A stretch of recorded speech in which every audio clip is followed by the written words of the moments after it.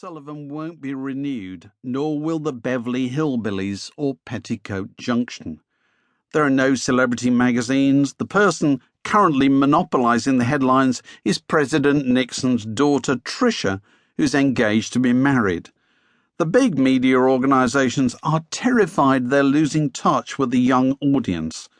National Lampoon satirizes their attempts to stay in touch, such as Cosmopolitan's search for a nude male model. A Life magazine survey finds America's most admired names are Robert Kennedy and Bill Cosby. Least admired are Fidel Castro and Black Panthers activist Eldridge Cleaver. Jimmy Carter, newly sworn in as governor of Georgia, says the state may finally have accepted integration. In cities like Cleveland, integration is resulting in the flight of second-generation European immigrants to the suburbs and the consequent hollowing out of the centres. Hot pants are everywhere.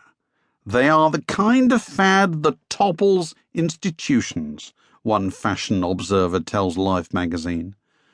Barber shops are closing. Every businessman is growing sideburns.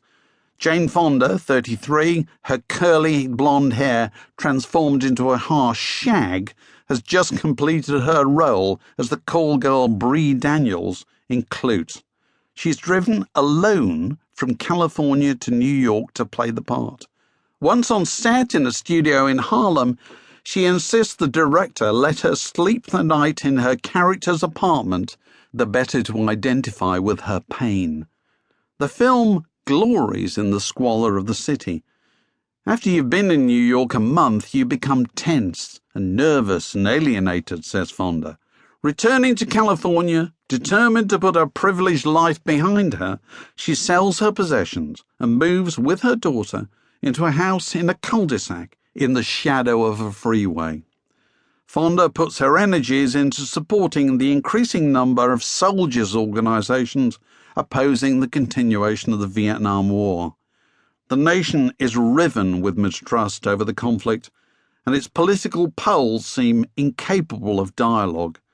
Speaking for the elder generation, Bob Hope, profiled in Life, says 80% of the hippies on Sunset Strip have a social disease. The voting age is in the process of being lowered from 21 to 18. Employees report that the baby boomers now entering the workforce in unprecedented numbers want faster advancement and less formal dress codes, and in some cases even have to have the profit motive explained to them. On the 12th of January, the gap between the older and the younger generations is dramatised in a new TV series called All in the Family, which pits Glenn Miller-loving working stiff Archie Bunker against his long-haired liberal son-in-law. Within months, even Richard Nixon can be heard complaining about Bunker's son-in-law on the newly installed recording system in the Oval Office. For most young people, TV is an irrelevance, as are the movies. Music is where it's at. In January 1971, up-and-coming New Jersey musician Bruce Springsteen was 21 and still unknown beyond the immediate area. He'd recently returned from a visit to his parents at their new home in California, where he had time to reflect on the future of his 2-year-old band Steel Mill.